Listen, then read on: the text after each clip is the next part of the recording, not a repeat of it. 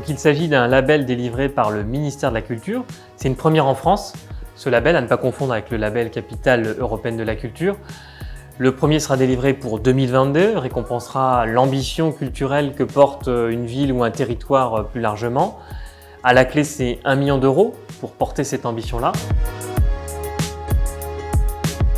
Laval a candidaté en décembre 2020. Nous avons été retenus parmi 29 villes. Il reste 9 candidats qui doivent déposer un dossier mi-mars pour désigner le lauréat le 1er avril.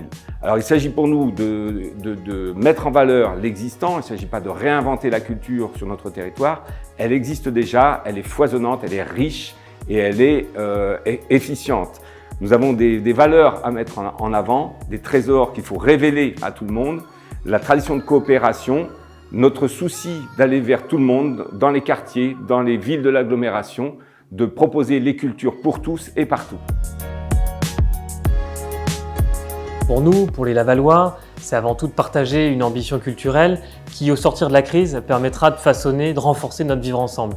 Ça, c'est quelque chose d'important. C'est par la culture qui est source d'émancipation qu'on permettra d'améliorer notre vie au quotidien.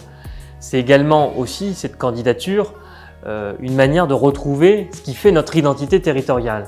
C'est pour ça qu'on l'a pensé, pour offrir sur une année tout un parcours culturel qui repose sur 2 aspects.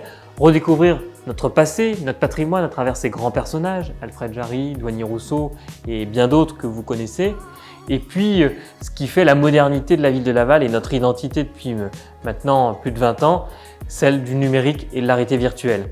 Donc on va vous offrir en 2022, on va s'offrir collectivement des expositions, des bus numériques qui vont aller dans les quartiers, des cheminements d'expositions, des parcours patrimoniaux.